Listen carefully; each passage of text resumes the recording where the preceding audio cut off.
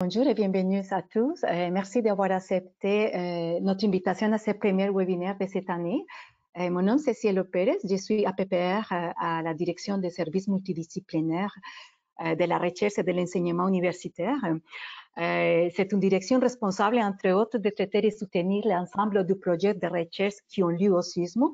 Parmi ces projets, c'est le projet de Daphné Julien. Donc aujourd'hui, nous avons le plaisir de recevoir à Madame Daphné pour le webinaire qui portera sur le partage d'outils à l'enseignement de la pleine conscience issu d'un groupe d'intervention et d'un projet de maîtrise. Donc, merci beaucoup, Daphné, d'être présente. D'ailleurs, le webinaire va être enregistré et sera disponible sur l'intranet dans les prochains jours. Donc, Madame Daphné est travailleuse sociale du SUSMO depuis 2014 en santé mentale jeunesse et elle détient une maîtrise en travail social de l'Université du Québec en Ottawa. Donc, Madame Daphné nous présentera les retombées du projet de recherche qui avait pour objectif d'explorer la perception des participants, des parents et adolescents, des effets de l'intervention des groupes d'orientation comportementale dialectique sur certains facteurs de protection favorisant la santé mentale des participants. Donc, les connaissances qu'il va nous partager vont porter sur l'information brève sur les groupes de les juste milieu et les effets perçus par les participants, mais aussi elle nous fera la présentation axée sur le partage d'outils à l'enseignement de la pleine conscience, accompagnée des exemples concrets d'application de ces éléments.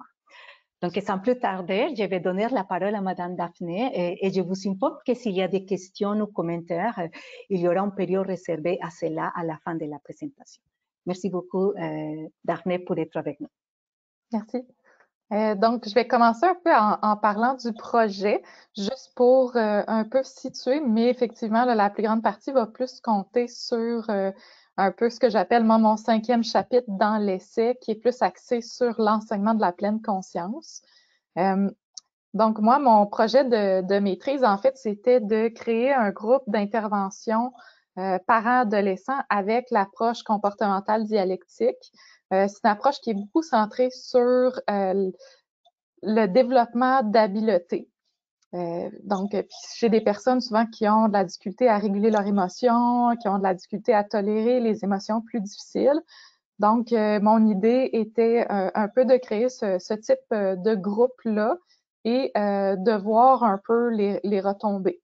Puis on parle aussi que dans l'approche comportementale dialectique, bon, mais c'est développer des relations interpersonnelles qui peuvent être satisfaisantes, puis ça fait que ça fait vivre des émotions, des expériences positives, donc un peu effet boule de neige pour aider à avoir la vie qu'on souhaite vivre. Dans le fond, là, juste un petit bref résumé, là, je pourrais en parler très, très longuement de la thérapie comportementale dialectique, mais ça comporte, moi, je me suis centrée plus sur celui qui a 5 modules, qui est plus adapté aux adolescents, donc de Ratus et Miller. Puis en fait, ils ont comme 5 modules qui est comme un 5 groupes d'habiletés. Le numéro 1, c'est la pleine conscience. Et entre autres, c'est celui clé qui appelle le module clé qui revient à chaque fois, un peu dans leur mode. Souvent, celui-là, c'est celui qui va se répéter. Donc, on commence avec la pleine conscience. Ensuite, on va aller à la tolérance à la détresse. On revient sur la pleine conscience. On fait le juste milieu. On revient sur la pleine conscience, la régulation des émotions, la pleine conscience. Bon. Fait que c'est vraiment un module clé parce que c'est quelque chose qui fait qu'on s'arrête, qu'on s'observe, qu'on est plus capable d'être disponible pour appliquer les nouvelles habiletés qui vont être présentées. C'est sûr que le groupe en tant que tel, là, il est quand même assez... il dure très, très longtemps. Il y a de l'intervention individuelle, familiale, de groupe, là, le plein module. Fait que nous, on s'est centré plus sur l'intervention de groupe, mais on a ciblé aussi des thématiques un peu plus en me fiant selon les recherches, les articles, qu'est-ce qui était ciblé comme plus aidant. Puis en fait, je voyais beaucoup dans les recherches que c'était ciblé uniquement sur le jeune. Est-ce que ça a un effet sur au niveau de l'automutilation, de se rendre moins à l'urgence? Fait que c'était vraiment plus ciblé là-dessus. Il y avait quelques études qui parlaient plus un côté systémique, hein, qui regardaient au niveau des parents, l'implication au niveau de la famille, la communication familiale. Fait que c'est là-dessus que moi, j'ai décidé d'un peu plus me centrer. Donc, je m'étais mis 4 objectifs dans mon projet de maîtrise. Donc, c'était pas quelque chose qui se faisait un groupe parents-adolescents dans mon service. Fait que j'ai voulu comme essayer cette approche-là, qui est aussi conseillée en comportemental dialectique. Puis en fait, là, comme il a été nommé plus tôt, je voulais voir la perception des participants sur les effets de cette intervention-là. C'est sûr au niveau de la santé mentale, mais au niveau des facteurs de protection qui est plus systémique. Donc, on parle d'engagement parental, de relations harmonieuses, on parle de communication familiale. Fait que c'est vraiment plus ces éléments-là que je me suis centrée. Puis en même temps, bon, mais c'était la pandémie, fait que j'ai fait le groupe aussi en ligne. Fait que je voulais recueillir, vu que c'était quand même aussi un nouveau programme, les impressions des participants par rapport aux interventions données ou au mode d'intervention qu'on a aussi utilisé, vu que c'était une des premières fois qu'on donnait le groupe en ligne. Fait que ça, c'était mes 4 objectifs. Donc, il y a eu des questionnaires avant pour voir un peu comment ça se passait pour le jeune dans sa famille, qu'est-ce qui était plus difficile, puis des questionnaires après. J'ai fait la même chose avec les parents, avant, après. Puis on ciblait aussi de demander c'était quoi les stratégies les plus aidantes, qu'est-ce qu'ils avaient trouvé dans le groupe. Donc, ça l'a permis aussi de voir un peu déceler des retombées que j'appelle. C'est sûr qu'on avait 5 diades, donc un parent, un adolescent. Au final, c'est un projet quand même qui en demande, là, des entrevues pré- et post-groupe. Donc, ça, c'était un de ces groupes-là. C'est sûr qu'on n'arrive pas à dire c'est absolument que ça donne ces effets-là si on fait le groupe, mais il y avait quand même des tendances là, qui ressortaient. Dans le fond, ce qu'on voyait beaucoup là, au niveau des adolescents, ils trouvaient que leurs parents les comprenaient mieux. Fait que toutes sortes de façons qui ont nommé un petit peu ces commentaires-là. Puis au niveau de la communication aussi, la plupart ont ciblé qu'il y avait des améliorations, que ça soit j'arrive plus à dire les choses qui me dérangent ou j'arrive plus à nommer mes émotions ou mes demandes semblent être plus claires. Donc, tout à ce niveau-là, on voyait qu'au niveau de la communication, il y avait de l'amélioration. Il y en a plusieurs aussi. 3 diades sur 5 ont dit avoir moins de conflits entre parents adolescents suite au groupe. Il y a quand même 4 parents, 2 adolescents qui identifient avoir une meilleure relation parent-adolescent. Là, c'est sûr qu'on est à un niveau, bon, ça peut être une petite amélioration, une moyenne, une plus grande, donc à des niveaux un peu variables. Il y a aussi les parents soulevaient quand même là, par rapport au groupe de dire ben on se sent comme un support, une entraide au sein du groupe, de voir qu'il y a d'autres parents adolescents qui font face à des difficultés similaires ou que ça reste difficile la relation chez les autres aussi. Ça, ça faisait sentir qu'ils étaient supportés, puis on voyait autant chez les adolescents que les parents ils ont dit ben tu sais je vois que les autres me vivent des choses similaires. Fait que ça ils ont nommé que ça avait été aidant. Là, plusieurs ont identifié ça comme aidant.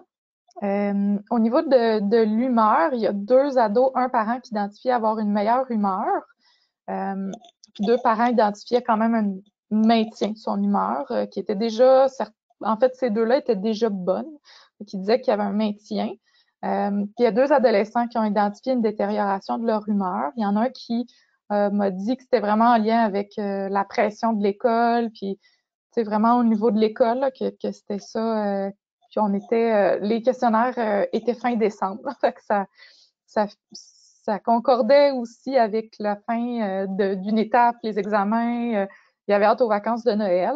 Il y en a un autre que, tu sais, bon, ben les conflits ou les difficultés étaient encore présentes. On dirait que ça les avait fait un peu mettre en lumière des difficultés. Fait que ça demeurait difficile.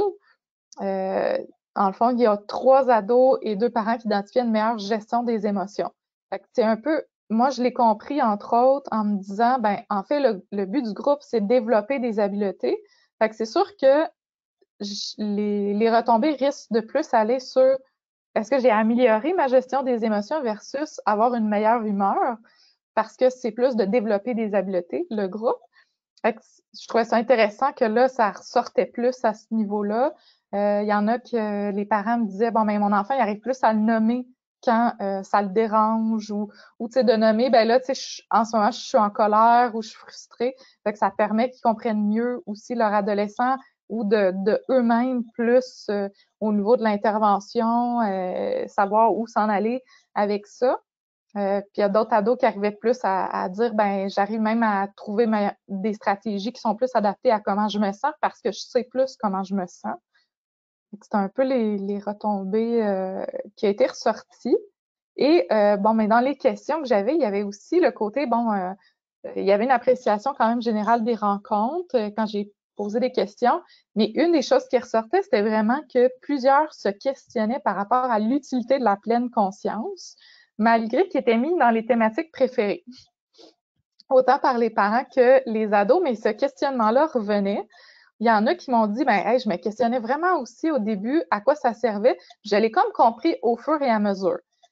Ça m'a amené à me questionner en me disant, coudonc, l'as-tu expliqué? J'ai revisité les vidéos des rencontres, regardé les explications. Je me disais, ben, hey, on l'a expliqué de toutes sortes de façons. Fait que ça m'a amené à me poser cette question-là, qui était comment enseigner la pleine conscience. Puis en fait, pour me rendre compte qu'il n'y a pas beaucoup de littérature non plus là-dessus, sur ce sujet-là, de dire ben comment qu'on l'enseigne, puis c'est quoi les obstacles de l'enseignement de la pleine conscience. Fait que j'ai décidé, moi, de me concentrer un peu plus là-dessus, en me disant aussi que la pleine conscience, c'est quand même une approche qui est utilisée par plusieurs.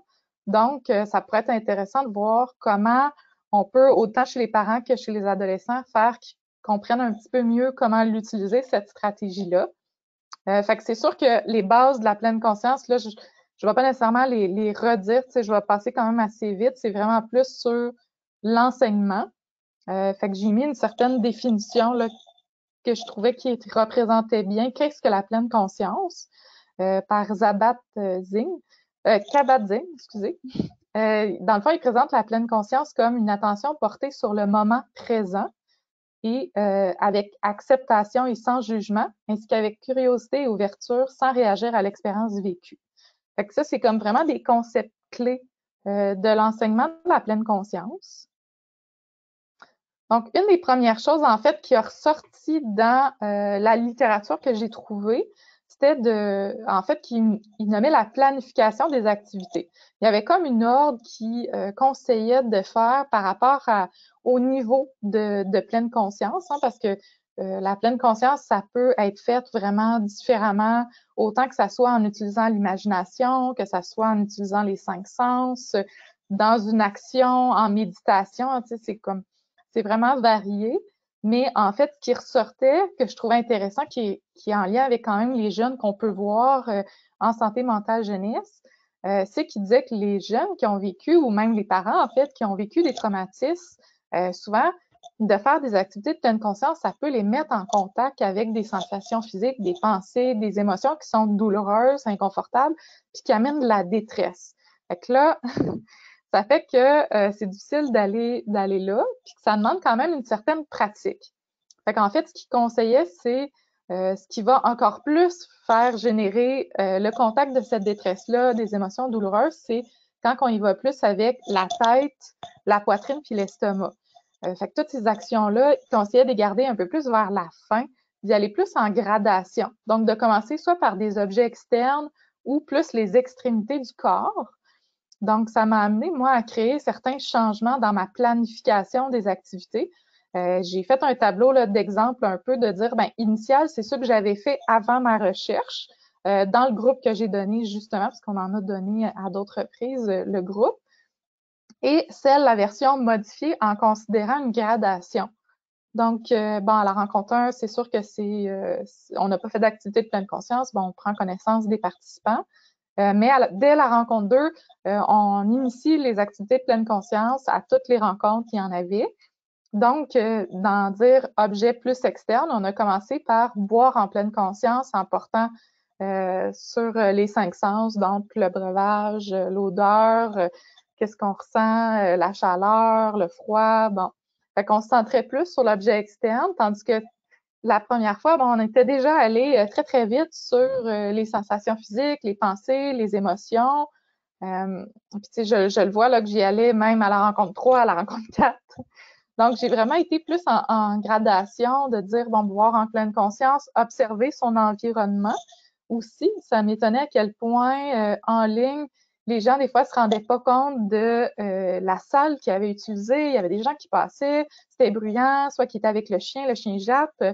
C'est pas comme les conditions gagnantes non plus pour être disponible. Donc, on s'est dit, bon, une pierre deux coups, ils vont aussi prendre conscience de leur environnement externe, puis voir ce qui est propice à l'apprentissage des habiletés. Fait qu'on était encore dans l'externe. Sinon, on a commencé un petit peu à toucher aux sensations physiques quand on écoutait de la musique, tu sais, de voir un peu. J'ai mis différentes musiques qui pouvaient être autant des musiques plus classiques, douces, ceux qui bougent, un peu métal, tu sais, pour faire vivre des choses un peu différentes puis qui soient un peu à l'écoute des sensations physiques que ça amenait. Donc, on était plus dans quand vous avez écouté les musiques, est-ce qu'il y a certaines musiques qui vous amenaient à avoir une envie de bouger? Que ça allait plus dans justement, c'était quoi les sensations qu'ils remarquaient? Fait qu'on on était dans les débuts. Puis c'est vraiment à la rencontre 7, sur 14, en fait, qu'il y avait des rencontres. Donc, à la rencontre 7, c'est là qu'on initie quand même les pensées, les émotions. Fait que c'est vraiment un but d'y aller en gradation, en fait.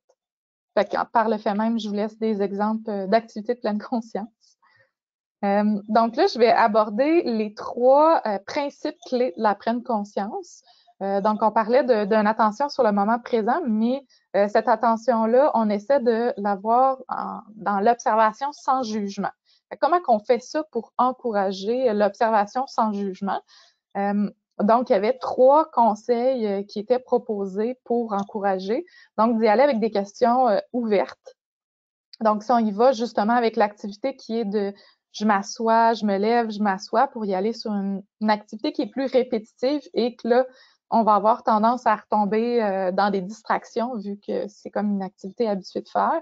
Instead de dire, bon, on essaie de se concentrer sur c'est quoi la sensation justement ressentie dans les jambes. Donc, je précise pas est-ce que je sens que mes jambes sont crispées ou que j'ai des douleurs ou j'y vais vraiment à une observation sans jugement. Donc, est-ce que je sens les vêtements, la chaise, comment je sens ça, mes muscles. Donc, j'essaie de les amener à une observation qui est ouverte, avec curiosité. Sinon, il va aussi avec des consignes plus objectives, sans interprétation. Donc, je le nomme déjà, mais ça peut être aussi dans mes questions que je pose au retour des activités. Donc, je peux y aller avec comment vous avez trouvé l'activité de pleine conscience plutôt que est-ce que vous avez trouvé ça facile, difficile. Si je vais y aller aussi sur où votre attention était-elle dirigée. Au lieu de dire est-ce qu'il était distrait, présent.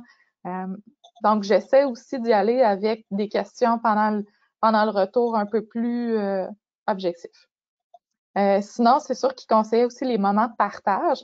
En fait, ça fait que on voit que d'autres personnes ont eu une autre façon, une autre perception, une autre interprétation de la même activité qu'on a fait tous ensemble. Puis, des fois, qu'ils vont avoir des sensations qui sont différentes, des émotions qui sont différentes, malgré qu'on a fait la même activité. Par exemple, on a fait que les gens devaient monter un château de cartes. Il y en a qui se sentaient super en confiance, ça allait bien. Il y en a d'autres que le château de cartes, il n'y arrivait jamais, puis ça arrêtait pas de tomber. Puis ils étaient plus ils trouvaient ça drôle. Puis j'en ai vu d'autres qui commençaient à vraiment se frustrer que le château de cartes, il tenait pas. Fait que c'était vraiment intéressant quand ils ont partagé leur vécu qui était différent. Ça peut les amener à voir justement que les émotions, ça fluctue, ça peut être différent, on peut avoir d'autres perceptions. Donc, ça peut être aidant de pratiquer. Donc, c'est une des... Sinon, on y va aussi avec encourager l'acceptation. L'acceptation, cette habileté-là, va leur permettre d'avoir la capacité de tolérer les expériences qui sont douloureuses. Hein. Fait que ça, c'est comme quelque chose à pratiquer. En fait, ce qu'on se rendait compte aussi, c'était de dire, ben, c'est normal, puis en fait, c'est pas tout le monde qui, dans la pleine conscience, puis selon les moments de la journée, ce qu'on a vécu, que ça va être relaxant et positif. Souvent, c'est la pensée qu'on a à tort de dire que la pleine conscience va m'amener à relaxer ou à me sentir mieux. En fait, pas tout le temps. Ça peut susciter de l'inconfort, Donc, on y va aussi avec la métaphore de la pièce sombre que je trouvais quand même assez intéressante. Donc, la métaphore de la pièce sombre, c'est de dire que c'est pas l'activité de pleine conscience qui vient ajouter, en fait, un inconfort, mais c'est plus que comme on est à être attentif à ce qu'on ressent ou à ce qu'on vit, on est dans le moment présent, mais des fois, c'est que ça met en lumière des choses qui étaient un peu comme poussiéreux, encombrés dans la pièce, puis si on allume la lumière, ben là, on les voit. Donc, on est comme en contact avec ces expériences plus douloureuses-là. Fait que la pleine conscience, ça peut avoir cet effet-là d'être un peu plus en contact. D'où l'importance d'y aller avec la gradation du début nommée. Fait que je trouve que c'est important de le normaliser aussi pour pas qu'ils sentent qu'ils sont pas adéquats, qu'ils le font pas bien ou qu'ils ne devraient pas se sentir comme ça dans la pleine conscience. Il y a aussi le côté que ça commence aussi l'entraînement de la compassion qui va être une des prochaines éléments clés. Donc, c'est de les inviter. Des fois, je normalisais le fait que si ma tête est rendue à penser au souper ou est rendue plus loin, je me ramène tranquillement vers l'activité, je me reconcentre. Donc, je les amène à se ramener des distractions, puis c'est comme normaliser aussi qu'il va en avoir. Donc, ça les habituait aussi. La troisième importance dans la pleine conscience, c'est d'encourager la bienveillance et la compassion. Fait que ça se fait beaucoup aussi par modèle. Donc, moi, comment je me ramène moi-même. Hein? Des fois, je peux être modèle de le dire, je me rends compte que mon esprit est ailleurs ou je suis en train de penser à justement la planification de l'activité que je vais présenter tantôt. Je me ramène tranquillement à l'activité actuelle. Fait qu'il voit aussi que c'est sans jugement, avec bienveillance. Et je vais faire la même chose dans les consignes. Et en fait, la pratique de l'autocompassion, ça amène aussi à être sensible à sa propre souffrance. Fait que d'accepter sans jugement ce que je vis dans le moment ou les limites. Hein, de dire, il y a certaines fois que je vais être un peu plus distrait ou certaines activités de pleine conscience que ça m'amène peut-être plus, ça me ramène plus à des expériences douloureuses, puis c'est juste de me ramener gentiment vers mon intention de ce que je voulais pour ma pratique, sans me taper dessus ou me comparer aux autres ou bon. Puis en fait, cette pratique-là, on disait, bon, c'est sûr que j'ai parlé de l'observation sans jugement. Donc, j'observe ce que je vis sans nécessairement juger ou dire c'est correct, c'est pas correct, ça devrait pas. Dans l'acceptation aussi, plutôt que d'essayer de dire non, non, non, non, ça c'est, je le mets de côté, je veux pas le ressentir. Et l'étiquetage des pensées là, que je vais vous parler tout de suite après. Donc, ça amène que ça peut aussi influencer en fait dans les relations sociales ou dans mes interactions avec les autres. Donc, si j'ai de la compassion, de la bienveillance envers ce que je peux ressentir dans une situation ou de dire, ben, tu sais, c'est vrai que j'ai cette tendance-là peut-être à une sensibilité, je me connais, je le vois. Donc, d'accepter ce côté-là de moi et de voir chez l'autre aussi. Là, c'est comme un niveau quand même assez extra et évolue, quand même évolué, plus mature. Donc, mais ça peut causer ce côté-là de voir l'autre, de penser à l'autre côté ou l'autre, comment il a pu interpréter, penser, ressentir. Donc, d'être aussi sensible à l'autre puis de le traiter avec bienveillance et compassion. Donc ça, c'était comme un peu les trois éléments à considérer dans l'enseignement de la pleine conscience.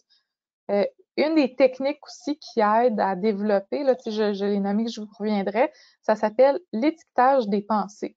En fait, ce que ça fait, c'est que ça amène à voir un peu tes patterns de pensée.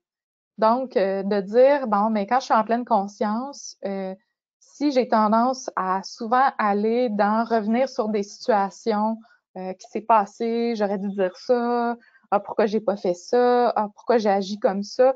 Si je m'observe que mes pensées vont souvent là, qu'on appelle des pensées de ah, je suis en train de ruminer. Donc, ça, c'est l'étiquetage de la pensée. L'étiquette, ça va être rumination. J'observe que souvent, quand je me ramène j'ai identifié que je suis en rumination ou que je suis dans les appréhensions futures, c'est de se connaître et de voir que c'est mon pattern. Fait que j'ai cette habitude-là peut-être de glisser. Je me ramène avec bienveillance de dire « Ah ouais, j'étais retombée.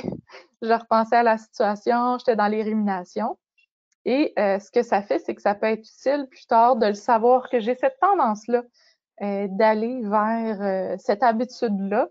Donc, mes pensées automatiques dans une situation risquent d'être justement de me remettre en question, de me sentir coupable, de me dire que j'aurais pas dû ou fait que c'est sûr que ça peut m'apaiser d'observer ça et ensuite d'aller vers des stratégies qui vont être plus aidantes pour moi. Fait que ça, c'est une des techniques. Donc, nous, on l'a fait là, dans le groupe des fois de dire, bon, mais quelqu'un nommait justement ah, tu sais, je repense à la situation ou tu sais, je devrais pas être comme ça ou je le fais pas bien ou je pense pas que j'y arrive. Donc, on se disait qu'il était beaucoup dans la critique. Et ça l'amenait à aller dans la critique. Fait qu'on, des fois, on nommait la pensée pour être plus facile de la faire partir par la suite. En fait, pas de la faire partir, mais de dire, ben, je la laisse aller. Je vais juste vérifier, on dirait qu'il y a comme... OK, c'est bon. Je pensais qu'il avait sauté des étapes.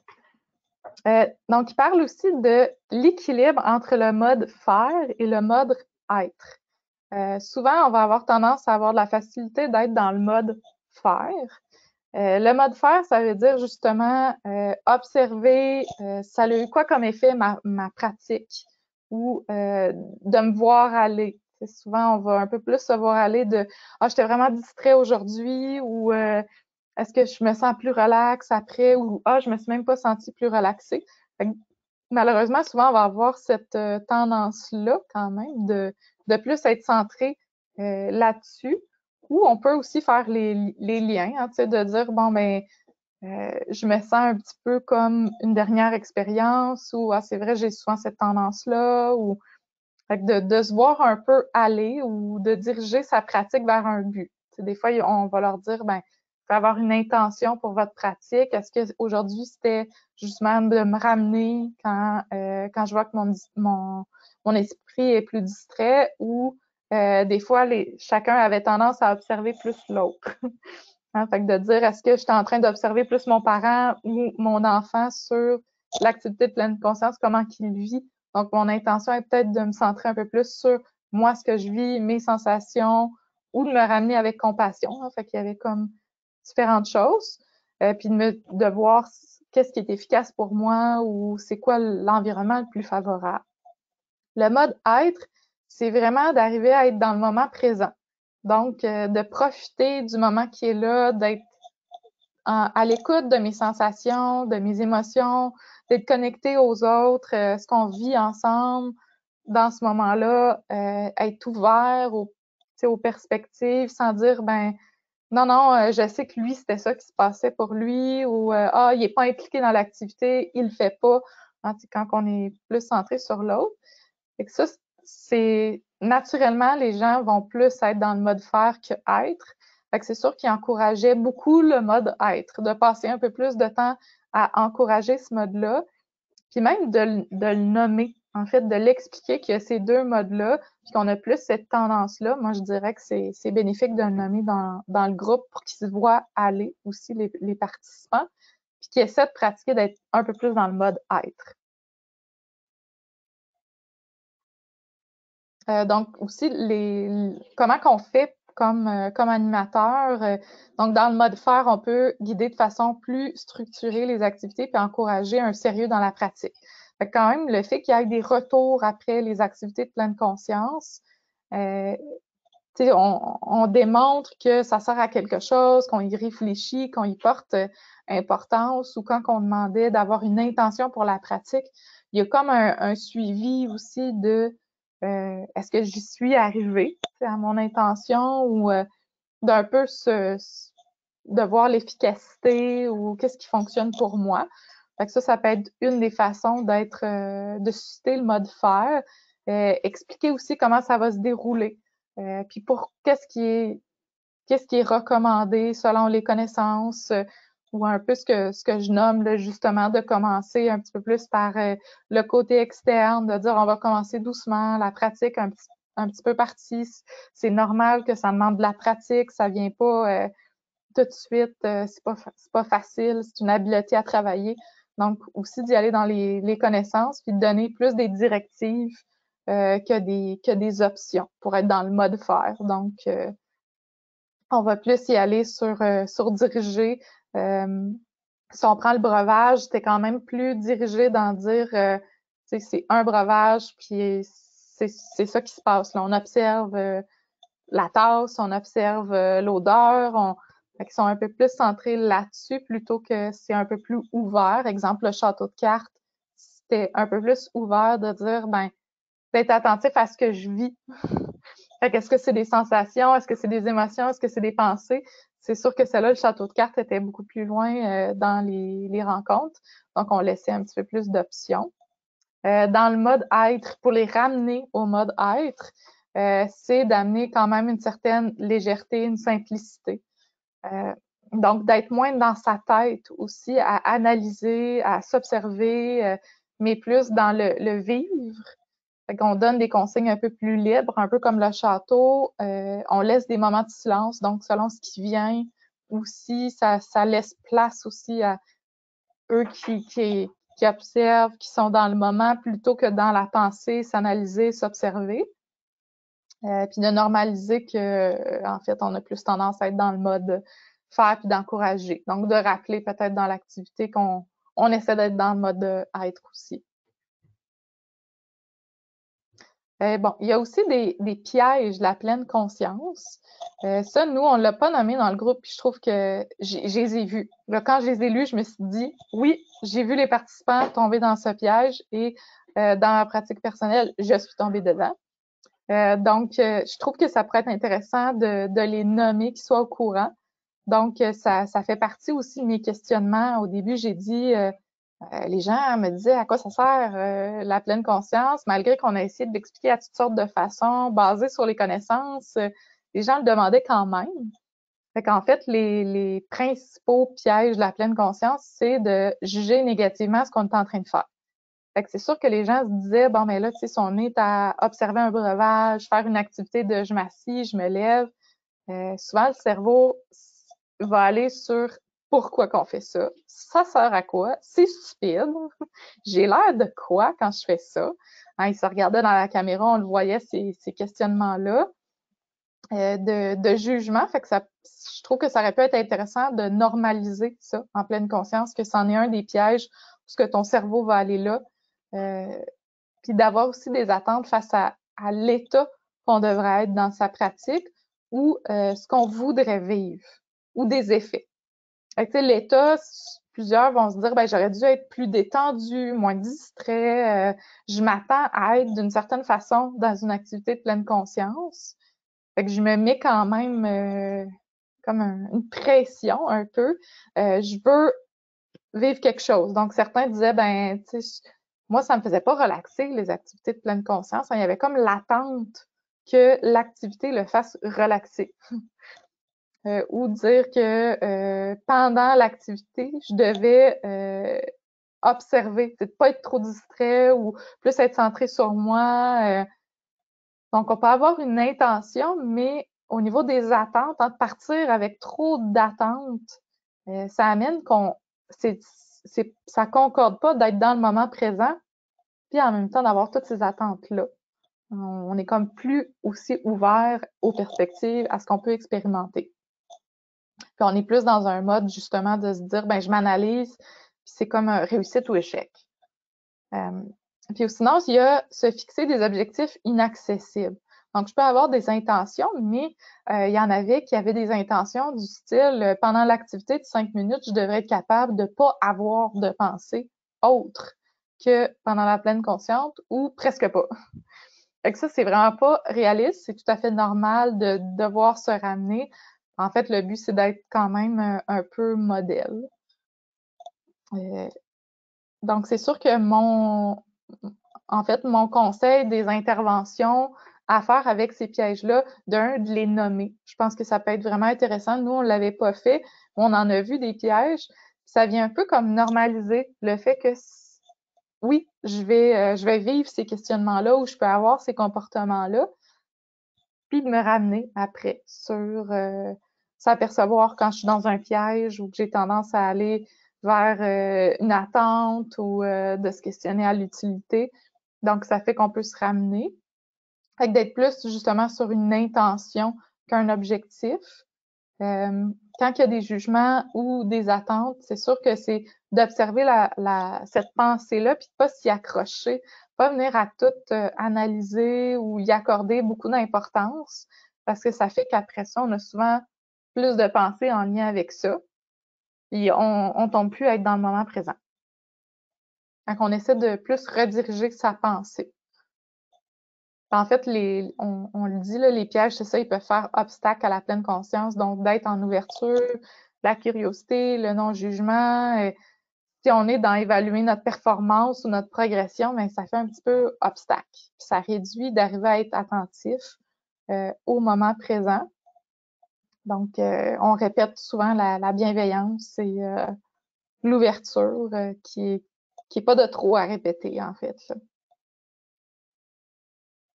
Bon, les suivants, c'est quand même des choses que quand je les ai lus, je savais que c'était important dans les prochaines diapositives, si on veut. Mais je trouvais ça quand même intéressant de savoir que c'est des choses qu'on faisait, puis c'était à garder, en fait, là. Donc, c'est sûr qu'il faut tenir compte de la réceptivité des participants. Des fois, il arrive qu'ils ont vécu des choses dans la journée, ils sont plus fatigués ou fait que c'est sûr que ça fait que ma réceptivité à la pleine conscience, ça va être différente. Mais ce qui peut aider, malgré qu'ils peuvent avoir vécu une grosse journée et être fatigués, ce qui les aide à être quand même plus dans le moment présent, ils conseillent d'être vus et supportés. Fait que ça, des fois, on le faisait, on voyait un participant qui arrivait dans la rencontre, puis tu sais, je le voyais comme ça, il avait l'air d'avoir mal à la tête. Fait que déjà, juste de nommer, ah, tu sais, on dirait, tu sais, on dirait que t'arrives plus fatigué ou qu'est-ce qui se passe pour toi. Des fois, il faisait juste le nommer, dire, ben là, j'arrive avec un mal de tête, puis de l'accueillir, de comprendre que, hey, tu sais, il est là, malgré son mal de tête, bravo, tu sais, lâche pas, puis en même temps de le nommer par la suite dans le groupe de sa participation, tu sais, malgré son mal de tête. Fait que des fois, juste qu'il soit vu et supporté, ça amène qu'il est encore plus réceptif. Ou quand il vivait des choses difficiles, on a fait une activité de pleine conscience. Celle-là, elle était quand même assez difficile pour certaines personnes, qui était de se regarder à l'écran. Donc là, on est encore par Zoom à ce moment-là, donc on peut se voir dans la caméra. C'est quand même pas quelque chose qu'on est habitué de faire. Puis en fait, il devait s'observer en silence. Il y en a que ça a fait monter quand même de l'inconfort. Puis je suppose que dans les pensées, il n'était pas nécessairement sans jugement et avec ouverture. Donc, de nommer, tu sais, je vois que je vois que tu as des petits yeux ou je vois que tu as un regard qui a l'air plus triste ou des fois, ils disent, ah oui, je l'ai trouvé difficile, cette activité-là. Donc, juste d'être vu, d'être supporté ou même dans les exemples qu'on fait d'emblée quand certains vont nommer quelque chose qu'ils ont vécu, qu'ils ont observé, puis on voit d'autres participants qui hochent la tête, qui ont l'air d'être d'accord. Fait que, tu sais, de dire, hey, tu sais, je vois que ce que tu as nommé, plusieurs l'ont ressenti. Fait que ça aussi, ça peut aider. Il parlait aussi de l'atmosphère favorable à la pratique de la pleine conscience. Bon, moi, en ligne, c'était comme un autre défi quand même. Là, je leur avais envoyé un courriel avec les conditions favorables, un peu ce que j'ai expliqué au début là, avec l'observation de son environnement. Malgré qu'on a envoyé le courriel, c'est sûr qu'on voyait qu'on avait certaines limites. Fait que nous, en clinique, souvent, on va pouvoir quand même contrôler un peu plus l'environnement, dire au niveau de la luminosité, est-ce qu'il y a plein de monde qui passe, est-ce que c'est un endroit qui a du bruit, il y a un chien qui jappe. Bon, quand même, on a un certain contrôle quand c'est dans nos lieux. Tu sais, souvent, on met cette atmosphère un peu plus propice. Bon, il nous parlait au-delà de créer cette atmosphère, Ce qui va aider à la pratique de la pleine conscience, c'est un environnement qui est stimulant, qui a des moments quand même de ralentissement, de transition, des moments de silence, de l'atmosphère, de légèreté, un environnement sécuritaire. Je vais me concentrer un peu plus dans les prochaines sur stimulant et sécuritaire, mais des moments de ralentissement, de transition, c'est sûr qu'en ligne, c'était un peu plus difficile. Nous, on avait choisi de faire aussi 1 heure par rencontre, donc 2 fois semaine, 1 heure, plutôt qu'une rencontre de 2 heures en se disant que par Zoom, ça allait être un grand défi quand même. Mais c'est sûr qu'en personne, quand on l'a donné en personne, on s'assurait quand même qu'il y ait des moments de transition où ce que si on passe justement de l'activité de pleine conscience, ensuite on laisse un moment pour venir s'asseoir, parler un peu de l'habileté, ensuite de la pratique, de mettre une pause. Donc ça permet d'être plus favorable aussi à l'apprentissage, puis de laisser des moments de silence en fait, parce que si on veut être connecté à nous, au moment présent, à nos sensations, ça en prend des moments de silence pour arriver à s'observer. Puis d'amener une certaine aussi légèreté. Donc, tu sais, c'est quand même des habiletés qui est pas si facile. Donc, des fois, on a mis une activité de pleine conscience qui était quand même assez dans le plaisir. Donc, on avait fait que on devait observer un changement chez un des participants. Donc, il fermait la caméra, il faisait un changement. Bon, certains, ça peut être aussi simple que je mets mes cheveux de ce côté-là, puis on doit observer que mes cheveux sont de l'autre côté. Il y en a qui enlevaient des lunettes, qui mettaient les lunettes à la dos. Fait que ça a été quand même beaucoup dans le plaisir. Puis ça les met dans une bonne disposition quand même après pour apprendre une habileté. Fait que c'est quelque chose à pas négliger. Quand on parle d'environnement sécuritaire, bon là, c'est des choses qu'on sait quand même, là, qu'on fait, mais qui est propice quand même à l'apprentissage de la pleine conscience. Ça veut dire d'établir des règles, des limites claires au sein du groupe. En intervention de groupe, c'est quelque chose qu'on fait, d'établir des règles, de s'assurer qu'ils sont respectés, d'avoir tendance aussi à expliquer le déroulement. Donc, nous, dans la rencontre pré-groupe, on expliquait un peu ça va être quoi tout le processus. Là, c'est sûr que moi, c'est un projet de stage, donc vraiment tout le processus avec la feuille de consentement, bon, les tests qu'il va avoir, les rencontres, qu'est-ce que ça implique. Donc, vraiment qu'ils soient au courant de tout le processus. Bon, je leur avais envoyé les conditions favorables aussi, hein, qui aident à mettre un environnement plus sécuritaire, d'établir ensemble des règles, puis qui me voient appliquer ces règles-là. Donc, si quelqu'un parlait en même temps ou de rappeler l'importance de ces règles-là. Puis par ailleurs, on a quand même observé qu'en rencontre en ligne, il y a comme une petite gêne qui est différente. C'était un de nos trucs là, de les inviter à garder les micros ouverts. Parce qu'il y avait souvent tendance, en tout cas en diade, il y avait tendance à on ferme le micro pour pas qu'on entend tous les bruits ambiants, mais ça fait qu'ils vont se parler entre eux. Donc, de dire, ben, j'écoute l'autre qui parle, mais je parle en même temps.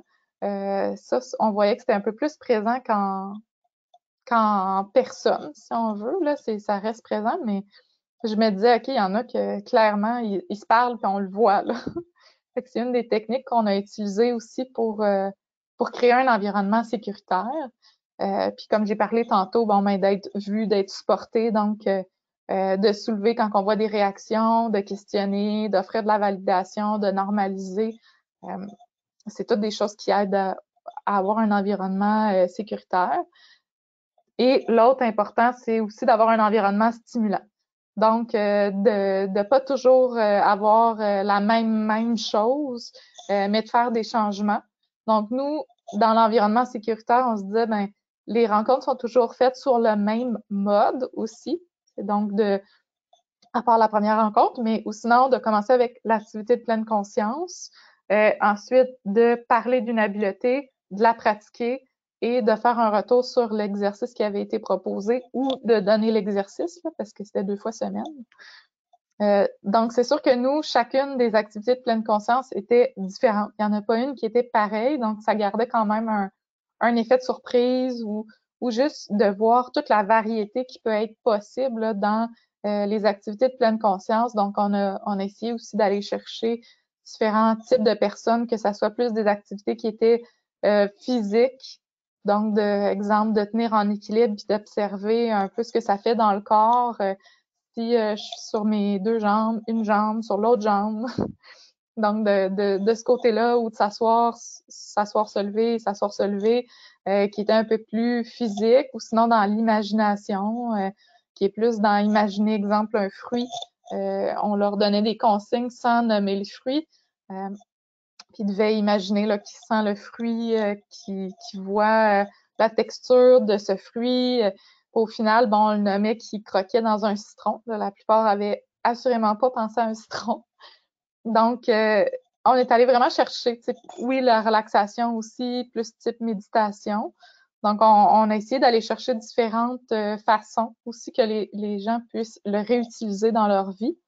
Dans l'environnement stimulant, il parlait aussi de partager des anecdotes personnelles. Donc, on l'a fait à des moments de dire, ben nous aussi, il arrive des moments où ce que j'ai pris conscience que peut-être que mes émotions étaient plus présentes, puis que je devais appliquer telle stratégie, ou d'observer qu'on est très distrait pendant qu'on essaie de faire la pleine conscience. Donc, on est allé avec aussi des anecdotes personnelles ou des obstacles qu'on a vécus.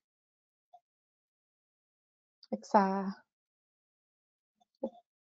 ressemble un peu à ça.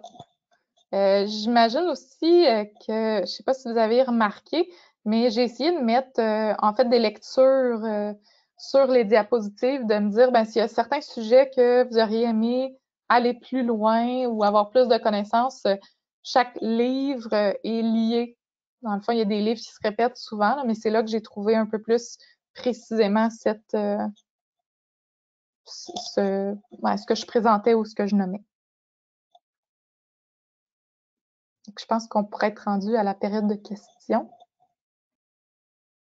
Bon, parfait. Merci beaucoup, Daphné, pour cette présentation très intéressante et enrichissante, autant pour les milieux de travail, mais aussi, je dirais, pour la vie à tous les jours, parce qu'on vient de voir l'importance d'avoir la conscience, d'être en conscience, sans jugement, de tout ce qui nous entoure pour pouvoir peut-être trouver une façon d'agir à toutes ces situations qui nous entourent. Donc, je trouve vraiment votre travail très intéressant parce qu'il y a un double but. En fait, le fait de nous partager vos résultats par rapport à l'intervention, mais aussi d'aller au-delà, d'explorer un petit peu plus sur l'onglet de la plateforme. Il y a les PowerPoint pour ceux qui n'ont pas reçu la présentation, donc vous pouvez avoir accès. Et aussi, je vous répète que le webinaire sera bientôt affiché dans le site internet pour ceux qui veulent encore entendre le webinaire. Donc, sans plus tarder, je vois s'il y a des questions qui arrivent, si quelqu'un veut nous poser une question.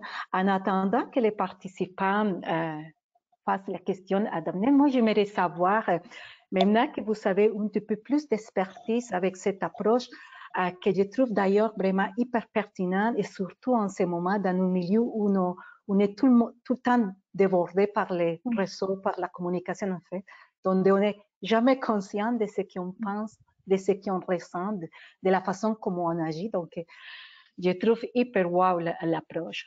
Donc, maintenant que vous nous partagez tous ces outils et que vous avez déjà vécu l'expérience dans votre intervention, j'aimerais savoir, pour quelqu'un qui vient de nous entendre et qui voudrait peut-être tenir compte de cette approche dans une de ces interventions, quel serait un conseil précieux de votre côté à tenir compte vraiment nécessaire, et aussi un autre conseil, dire, écoute, évitez de faire ça pour les personnes qui voulaient développer une intervention en tenant compte de cette approche. Qu'est-ce que tu pourrais nous dire? Qu'est-ce que vous pourrez nous dire, madame? Ben, c'est sûr que dans ce que j'ai présenté, là, de dire, bon, ben, de présenter les pièges, ou ça, c'est souvent très, très présent, là. C'est ce qui a fait que ma question est montée, de me dire, voyons, il me semble que je l'ai expliqué, c'était quoi l'utilité, puis la question est revenue. Fait que c'est sûr que les pièges, là, je je me dirais, ça serait vraiment important de les présenter juste pour qu'on normalise que mon cerveau va se rendre là. Puis aussi de dire, ben, vraiment dans la gradation, c'est comme un entraînement. Fait que je pense qu'un des pièges aussi qu'on va faire, c'est de commencer trop longtemps puis trop difficile.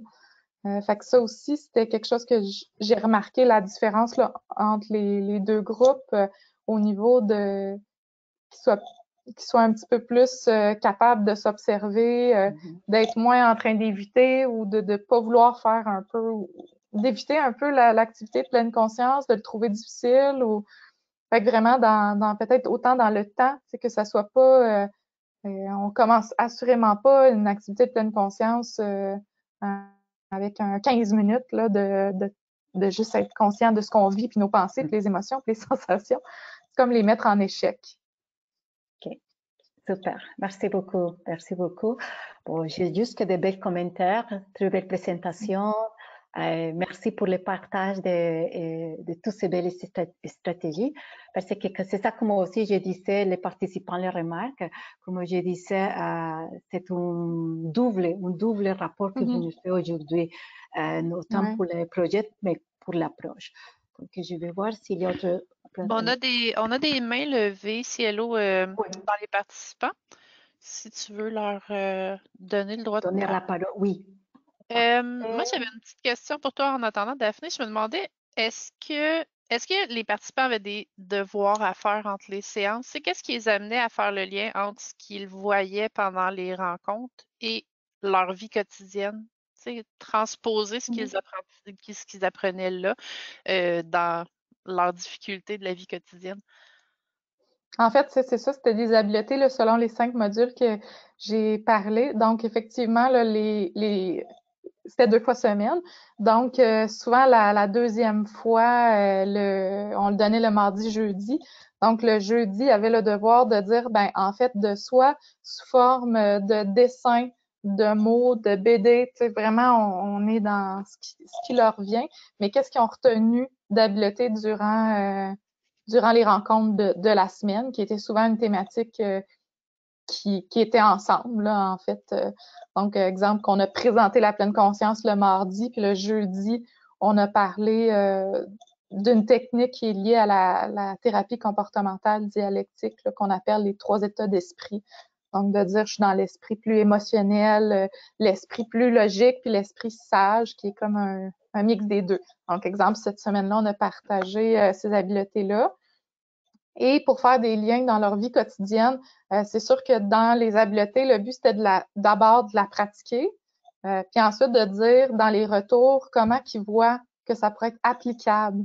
Donc, c'est à ce moment-là qu'on posait les questions, de dire, ben justement, comment j'utilise ça, exemple, la pleine conscience, à quel moment, puis dans nos anecdotes personnelles aussi, c'est à ce moment-là qu'on le demandait. Ou dans le retour des devoirs, qu'est-ce qu'ils avaient retenu? Ben, de dire, est-ce que c'est quelque chose qu'ils ont utilisé, justement? C'est quand ils disent qu'ils ont retenu cet élément-là, est-ce qu'ils l'ont mis en pratique dans la semaine? Ou, OK, super. Oui, Jean-François Gauthier, vous voulez poser une question? Oui, allez-y, merci. Oui, c'était pas tant une question, peut-être qu'un commentaire. J'ai beaucoup apprécié la rigueur. Ben, on est en pleine conscience, donc on a donc un intervenant qui s'observe beaucoup. Donc, j'ai beaucoup aimé la rigueur dans ton observation avec les variantes, dans tes modalités, que tu es allé vraiment observer ce qui avait pu être un défi trop grand, puis comment tu as réajusté, comment tu as calibré le tout. Là. Je trouvais que c'était une belle démonstration d'un praticien qui est réflexif, puis qui est en réflexion constante, en amélioration sur sa pratique. Fait que je vais juste te donner un thumbs up là-dessus. Merci. Parfait, merci beaucoup. Maintenant, nous avons aussi Lynn Gendron. Je vais juste vous donner la parole. Oui.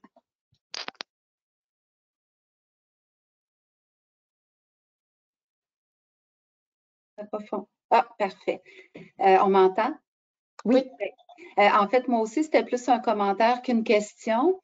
Je suis vraiment impressionnée, moi, par l'angle, en fait, du groupe Juste Milieu, parce que je trouve que c'est c'est transversal au diagnostic en santé mentale, fait que ça s'applique à toutes les problématiques. C'est un angle qu'on n'a pas souvent, d'aller sous le fait de favoriser la santé mentale. Fait que je trouve que c'est à la fois moins menaçant, puis ça permet une complémentarité avec les services qui sont en place aussi. Fait que je trouve que c'est vraiment intéressant. Puis bravo pour le beau travail. Merci. Merci beaucoup. Maintenant, c'est le tour à Micheline Plante. Oui, alors, écoute, Daphné, moi, je suis épatée par ton projet de maîtrise. Je dois te dire que j'ai animé pendant plusieurs années le groupe Pleine Conscience à Saint-Constant, Châteauguay, alors, et l'atelier Midi Méditation. Alors, justement, pour développer une pratique méditative, ça prend de l'entraînement. Alors, je veux dire, c'est ça. Alors, de voir qu'il y a une présentation, puis que tu en fais ton projet de maîtrise, écoute, moi, je me suis sentie comme Obélix qui était tombé dans la potion magique. Alors, vraiment, c'est très bien. J'ai trouvé très intéressant le fait justement que tu ailles progressivement dans l'expérientiel. Ce qui n'est pas toujours le cas, hein. Quand tu prends des auteurs comme Kabat-Zinn, lui, il commence 45 minutes de méditation tout de suite et puis tout ça. Alors, il y a des choses qui ont été reprises d'ailleurs par la suite. Je ne sais pas si j'avais pas remarqué les références en bas, là. J'aurais peut-être dû, mais j'ai pas remarqué les références que tu avais mis en bas. Mais il y a Zindel Segal, hein, qui va reprendre d'ailleurs tout le mode faire, le mode être, et qui a écrit un tableau. Je ne sais pas si tu l'as vu dans le manuel antidéprime. Alors, oui, il est venu présenter son livre à Montréal il y a quelques années. Et puis, je veux dire vraiment très intéressant parce qu'il y a un tableau qui est fait là-dessus. Si tu as de l'intérêt, je pourrais te l'envoyer. Comme je te dis, moi, j'en mange de la pleine conscience. Alors, je veux dire, c'est ça. Et je veux dire, c'est ça. Alors, je trouvais ça intéressant que tu y ailles en gradation. Hein, moi, je me rappelle avoir fait un exercice en méditation. J'avais quelqu'un qui était très, très anxieux.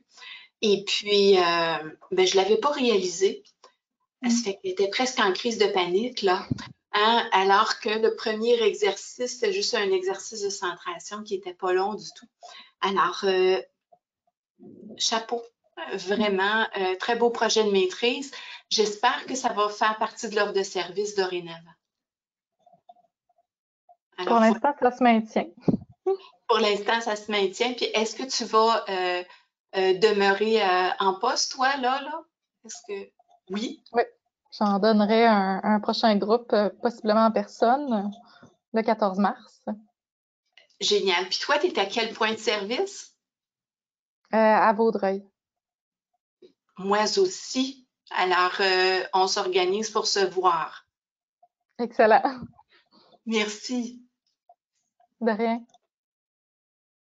Parfait, merci beaucoup. Est-ce qu'il y a d'autres questions ou commentaires? Parce que je vois que le temps court.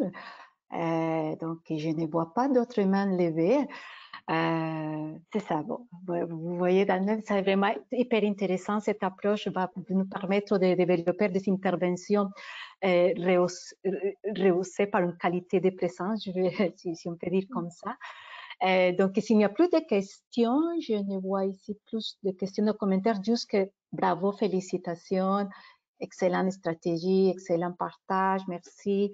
Bon, donc s'il n'y a plus de questions, ça conclut notre webinaire d'aujourd'hui. Merci à tous les participants de nous avoir accompagnés, mais surtout, merci à vous, Madame Daphné, pour votre temps, votre générosité dans les connaissances. Vraiment, je trouve que c'est une approche qu'on devrait tenir compte à tous les jours dans notre vie, autant dans les milieux de travail. Donc, bon, je vous souhaite une belle continuation dans vos projets. Donc, je m'imagine que si des personnes sont intéressées, pourraient vous contacter. Et bon, sans plus tarder, je vous répète, le webinaire va être enregistré et sera disponible sur Intranet. Donc, je vous invite à consulter l'espace sismos régulièrement pour rester à l'affût de nos projets de recherche. Merci encore à vous tous et merci encore, Madame Daphné. Ça fait plaisir. Merci. Bye. Bye.